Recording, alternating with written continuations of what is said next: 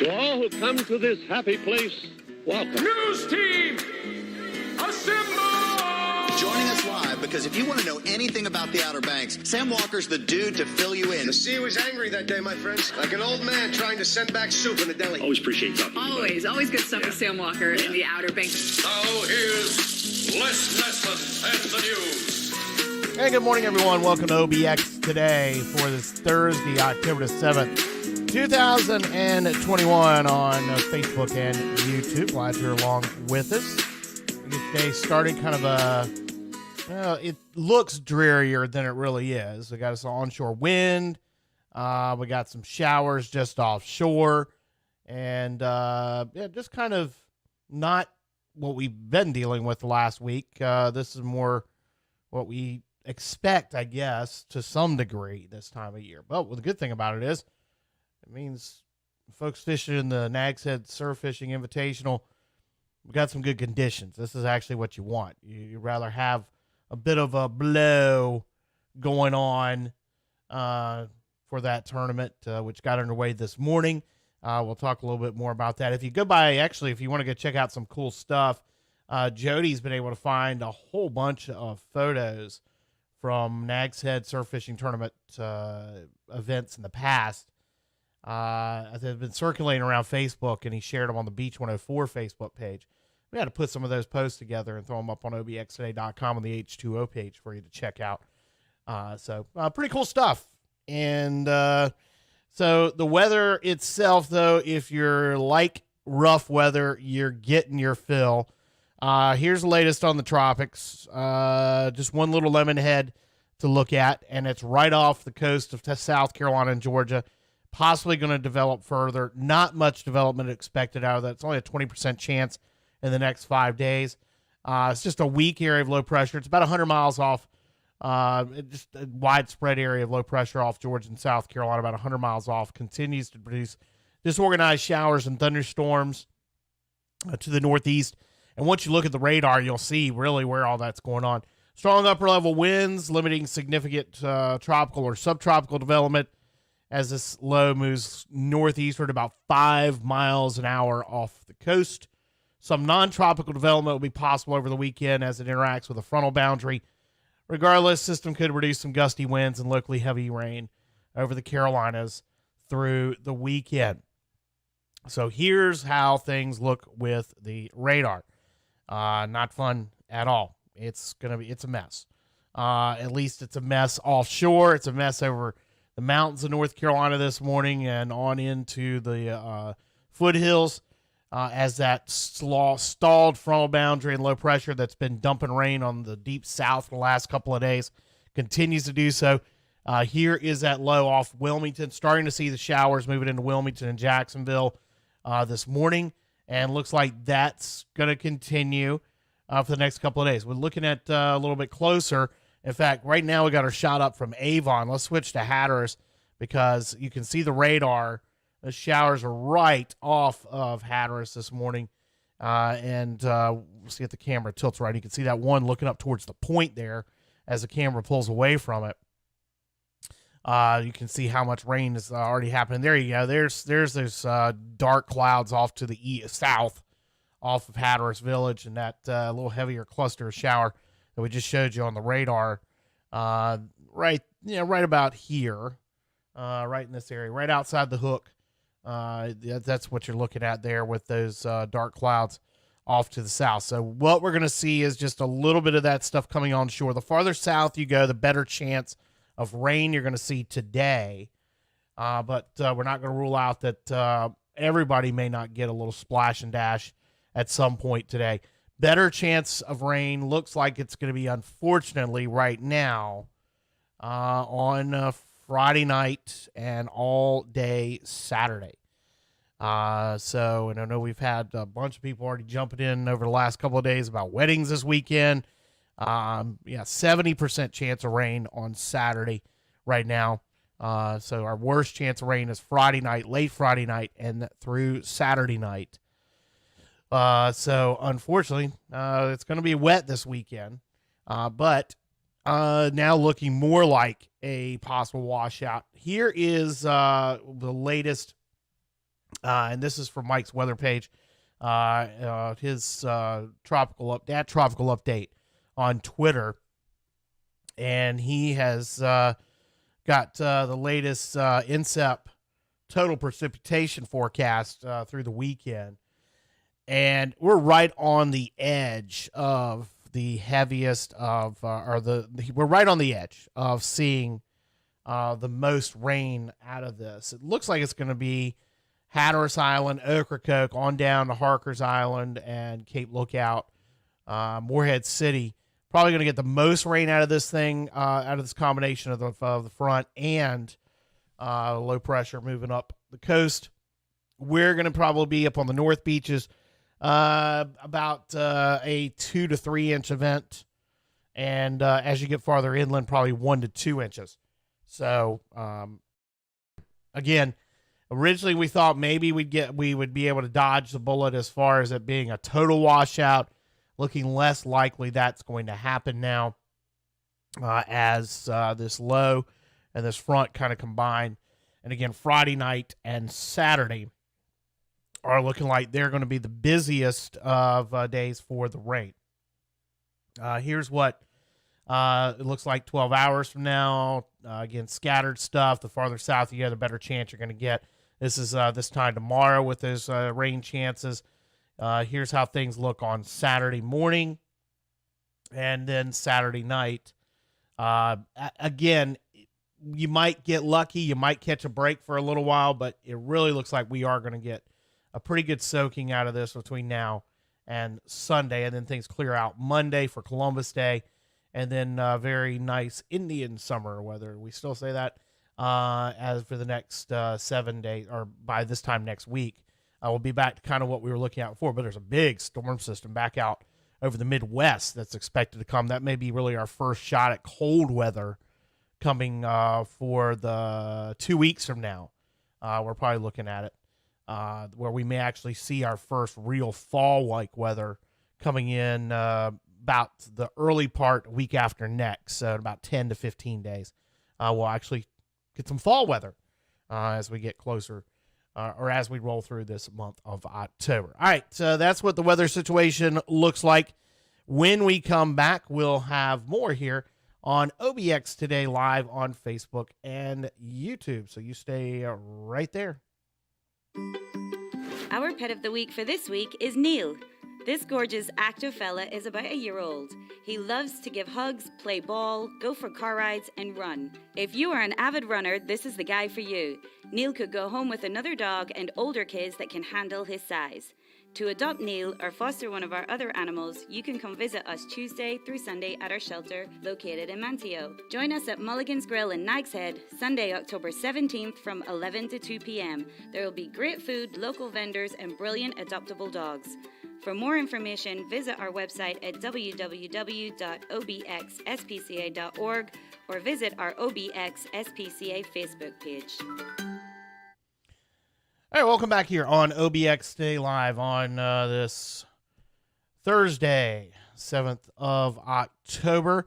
We got information from the Highway Patrol about a crash yesterday in Lower Currituck County. A Nags Head woman was killed. 3 people were hurt in a 3-vehicle wreck on 158 just north of Grandy. Yesterday around 3 o'clock in the 6200 block of Currituck Highway between Barnard Road and Dot Sears Lane. Car traveling eastbound, driven by Joni Love, age 60, crossed the 5-lane highway, collided head-on with a westbound pickup truck, and a car that was traveling behind that pickup was also involved. Love died at the scene. The driver and a passenger in the truck, both 75 years old, from Currituck, were flown to Centera Norfolk General Hospital with serious injuries. The passenger was released Wednesday night. The driver remained hospitalized overnight. The driver of the 3rd vehicle, a pregnant woman from Kitty Hawk, was taken to Outer Banks Hospital for observation. Due to the circumstances of the crash, the Highway Patrol said that no charges will be filed, but their investigation remains open into that wreck. Kind of a weird story out of Camden yesterday, and thanks to Chris Day, who is the multimedia editor at the Daily Advance. He picked this up first, and you can read over at dailyadvance.com this morning. We've got details about it at obxtoday.com. The FBI says that a man that was hitchhiking along 158 yesterday on the Camden Causeway was not the Florida man, Brian Laundrie. That's wanted in connection with the death of Gabby Petito. The Camden Sheriff's Office said it got a call from someone on 911 Wednesday morning, said there was a man walk along the causeway and he resembled Brian Laundrie, who's wanted by federal authorities after the 22-year-old Petito was found dead in Wyoming last month in a case that has attracted worldwide attention. Camden Sheriff Kevin Jones told the Daily Advance his office contacted the Currituck Sheriff's Office. They reached out to the FBI. The FBI tracked down the driver who picked up the hitchhiker. They reviewed traffic cameras. Interesting to know that those cameras that we do have on some of our roads here actually can be reviewed that way. And they determined that guy, the person who was hitchhiking, was not Brian Laundrie. There have been several sightings reported in North Carolina recently over the past week. Multiple sightings have been reported.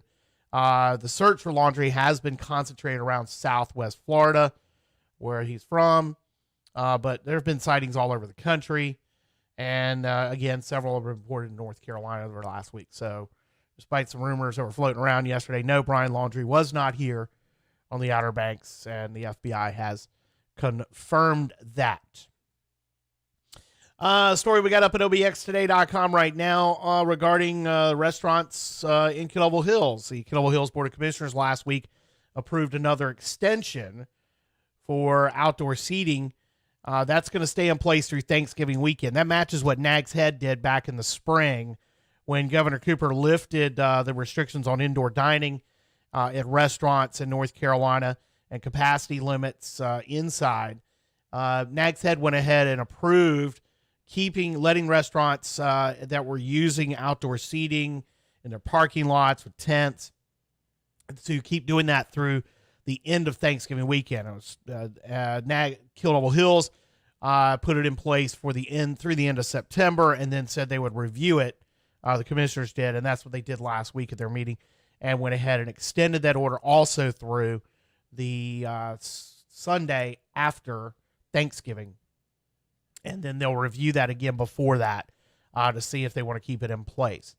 It has been rather popular with folks having a lot more outdoor dining available and not being so crammed into restaurants. The restaurants have been able to accommodate that. One thing that Killable Hills did do was not allow food trucks. That was something they had allowed between the summer of 2020 when everything kind of reopened, but they only kept that in place until the capacity limits were limited. They are not letting restaurants that have their food trucks use those in Killable Hills. That's been talked about in the unincorporated areas of Dare County, expanding the allowance of food trucks, which they're much more allowed in those than the towns have. The towns have kind of gone back and forth on that. Most of them not allowing the use of food trucks, even during the pandemic, or once the capacity limits were limited inside. Killable Hills pulled that back. Some others have allowed the food trucks to be used as part of their serving setups. Nags Head does allow that. But there's talk about possibly allowing food trucks to be able to operate in the towns, a little bit more open to that now. We'll see what happens there. But again, that lifting of or not allowing tents and outdoor seating to be allowed is going to continue. That's going to continue. Be able to have that, at least in Killable Hills and Nags Head, through the end of November. We're going to check with the other towns, or have checked with the other towns, and wait to hear back from as far as what they're doing, if they're going to possibly extend those deadlines. The Dare County schools have updated their quarantine procedures. This comes after new guidance coming from the CDC, but also new guidance from the state as well. The updated toolkit was published yesterday or on Tuesday, and the schools made those adjustments yesterday. Dare County School Superintendent John Farley sent an email to parents on Tuesday, letting them know that the decision had been made with guidance authorization from the Dare County Department of Health and Human Services to institute early release from quarantine options, mainly with regards to the 7 and 10 day quarantine return scenarios not required, and that has to do with masking being in place. The other change was that now all groups, all members of school populations. Before it was just students who that did not apply to. This has now been reflected for teachers and staff, that places that have full masking in place for indoors, that as long as masking and other layered prevention strategies are in place, then the modified quarantine exception that was previously only applicable when the exposure was between masked students will now apply to all individuals in school, students, teachers, and staff. And we've got the full details on that at obxtoday.com. Story I talked about yesterday, got some clarification on it with regards to this energy bill that is working its way through the legislature. The Senate approved it yesterday, 42-7. The House is expected to approve it today, and it'll be on the governor's desk by tonight. It will revamp how electric rates are set in North Carolina, but it won't apply to those of us in northeastern North Carolina. Duke Energy is the largest, far and away the largest electricity provider in North Carolina. The changes to how their rate system is structured, where they only have they right now, the State Utilities Commission requires if a company wants to make a rate change, they can do that annually. They have to go through a long process to do that, which is public hearings and public comment periods and such. And that system has been around for almost a century now in North Carolina. Duke got into this bill, this energy bill, that also requires reduction of 70% carbon, a 70% carbon reduction by the power companies in North Carolina by 2030, and to be carbon neutral by 2050. Dominion only has one plant in North Carolina in Roanoke Rapids. Duke has the rest of the power plants that this applies to. But also, again, Duke is the largest provider. Dominion's only in northeastern North Carolina. So the one change that Duke sought was that they could be able to set their rates for a 3-year period rather than having to review them annually and change them annually, or not change them and have to go through the process with the State Utilities Commission. Dominion does not have to do that because they only have so many customers. They're not covered under this bill. So they will stay on the 1-year rate plan, just like your electric co-ops, et cetera, that are governed by this as well. The electric co-ops are under a different process, that being Cape Hatteras, Tideland, Albemarle, EMC. The town power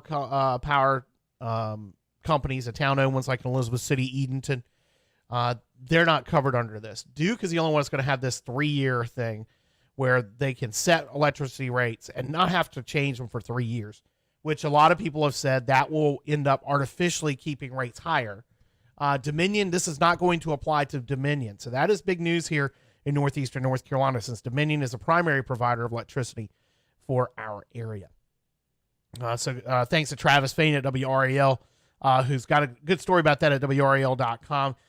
We had a little conversation on Twitter about that, and he explained what he had found in the bill that did not apply to Dominion. So good news on that. All right, it is OBX Today for this Thursday, the 7th of October. Watching us on our OBX Today Facebook page and the Sam Walker OBX YouTube page. And we've got more for you coming up after you watch this.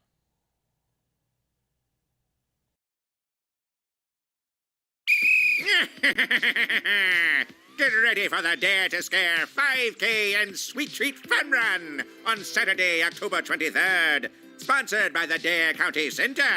The 3.1-mile course begins at the Coastal Studies Institute, winding through Psycho and along the trails ending at the Dare County Center.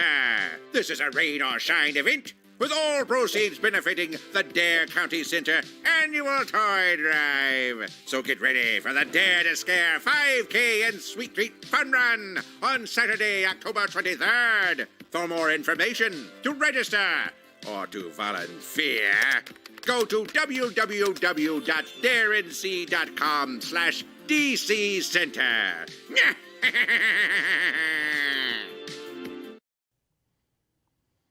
Back here on OBX Today Live on this Thursday morning, and a couple more stories to talk about with you today. One that we're going to post up at obxtoday.com in a little bit. Now, it doesn't have so much of a connection to the Outer Banks in terms of the type of aircraft, but it's still the Wright brothers. We always like writing about the Wright brothers. A group of volunteers have completed the first test flight in Ohio of their replica, the Wright brothers' second airplane. developed from what they learned during their history-making first flights on the Outer Banks. The Dayton Daily News reporting the nonprofit Wright B Flyer Incorporated flew their latest version of their look-alike plane at Dayton Wright Brothers Airport in Southwest Ohio on Saturday. The Wright B Flyer Incorporated President Don Adams told the Dayton Daily News the flight was the culmination of a 5-year project. The first Wright Flyer took to the air course at Big Kill Double Hill on 4 flights on December 17th, 1903. 7 years later, the Wrights started producing their Model B at a factory in Dayton. The Wright B Flyer Incorporated was created in 1982 to celebrate the legacy of the Wright brothers by flying and displaying a modern look-alike of the Model B, which they've been doing ever since they built one, and it's dubbed the Brown Bird. The rise of invitations to display and fly the airplane at international venues, together with the aging of the original Wright B Flyer look-alike, led to an effort starting in 2016 to build a new aircraft. Of course, the coronavirus pandemic slowed things down considerably on that. They actually had planned back in the spring or the mid-2020, that they were going to have what's known as the White Bird flying last summer. But because of the pandemic, and they really followed up a lot of, and looking at their website, how they basically closed down their operations. It's an all-volunteer organization, and they have slowly been able to finish things up, building what's known as the White Bird with modern standards, modern materials, and components. Now, the Wright B Flyer will continue to test the aircraft this fall and next spring to meet FAA requirements. They plan to debut the new flyer to the public at the Dayton Air Show in 2022. And because it can be taken apart and shipped in a container, there's no limits on where the plane could be flown. A retired Air Force Brigadier General was the first to fly the aircraft on Saturday, flying at the length of the 5,000-foot runway that they have at this facility for about 2 minutes. And so we're going to have that story up at obxtoday.com. But they do have a museum down in Southwest Ohio that you can check out. I know we see a couple of folks already watching from the Buckeye State this morning. And it's pretty cool. Maybe something they could bring down here and fly once they get it finished. That would be pretty neat. Maybe something that could be even brought in for the flyover during the Wright Brothers ceremony, which we should be getting details about that pretty soon as far as what's going to be going on from the First Flight Society of the National Park Service. Coming up this weekend, on Saturday, is the 125th anniversary of the rescue of the E.S. Newman. The Pea Island Preservation Society will have a pair of events on Saturday to celebrate this 125th anniversary. Of course, the E.S. Newman made keeper Richard Etheridge and the Pea Island Lifesavers famous. The events will be Saturday afternoon at the Pea Island Cookhouse in Manteo at 3 o'clock. There'll be a free outdoor event with light refreshments and socialization. There'll be guest speakers and descendants of members of the Pea Island Life-Saving Station. At 11 o'clock, a showing in the presentation of the Freedmen Surfmen Heroes program will be held at the Neptune's Theater at the North Carolina Aquarium on Roanoke Island, followed by a wreath-laying ceremony at the Richard Etheridge gravesite, which, of course, is at the entrance to the aquarium. The live program is part of regular admission at the aquarium. And, of course, the Pea Island Life-Saving Station, the first all-black crew, and this being the 125th anniversary of the rescue of the E.S. Newman, will be marked on Saturday. I know we did a story about it, and if you go to islandfreepress.org right now, you can see the story right now. We're going to get that story linked up on our social media, on our Facebook page here, and all our social media channels, so you can go check that out to get more details. One thing that's really cool that is going on, and I wrote about it a couple weeks ago, back at the beginning of the college football season, is that the Coast Guard Academy football team is wearing uniforms that honor the Pea Island Life-Saving Station for several games. They wore them earlier this season. They're wearing them again next weekend, next Saturday, for their next home game. So pretty cool. You can check that out. But again, the 125th anniversary of the rescue of the crew of the E.S. Newman, that's this Saturday, and will be marked with a couple events, one at the aquarium and one over at the Pea Island Cookhouse at Collins Park. That's on Sir Walter's Raleigh Street in Manteo, and our friends over at islandfreepress.org have got details all about that. All right, the Dare County Library will be hosting a food pantry drive that's going on right now through the rest of the month, so you can stop by and drop off donations at any of the Dare County libraries in Manteo, Hatteras, or Kill Double Hills, items that they are looking for. In sports, let's see, we've got high school football, one game today. It's already been moved up. Northeastern's going to play at Camden.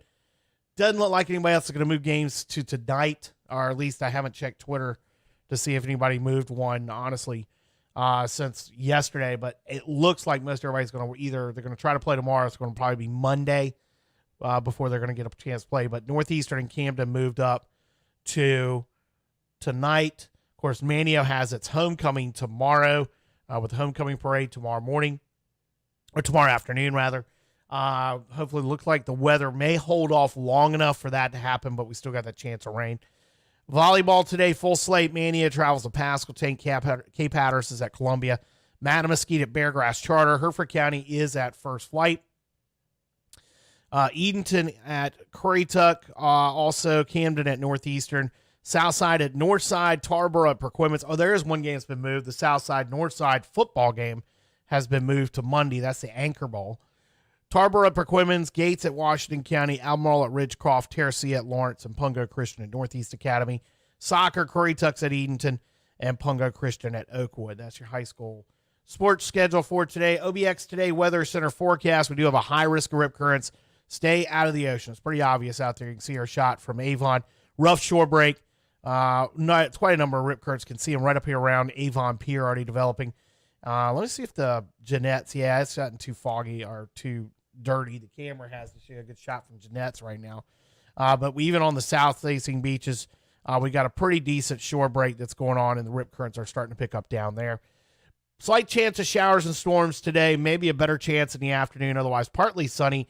78 today, northeast winds of 10 to 15, some gusts of 20 at times. Tonight, mostly cloudy, maybe a shower or storm, especially as you get into the overnight hours with a low around 68. Northeast winds around 5 to 10, gusts of 15. Friday, slight chance of showers to start things out. Better chance as we move through the day. Partly sunny, high 78. It's going to be scattered, so it's not going to be a total washout. Northeast winds of 10 to 15, gusts of 20. Showers and thunderstorms likely overnight Friday night in the low 68. Saturday, showers and thunderstorms likely all day long, unfortunately. High 77. We're going to have a pretty gusty east wind at 15 to 20 and gusts up to 25 on Saturday. Sunday, mostly cloudy with a few showers and storms, 77. Then sunny for Columbus Day, 78. Tuesday and Wednesday, sunny and high 78 to 80. Coastal Marine forecast, we've got high risk of currents, as I said. Northeast winds 10 to 15 knots. 1 to 2 foot waves in the sound. Seas right now around 4 feet. They're probably going to get up peaking to around 5 to 6 feet.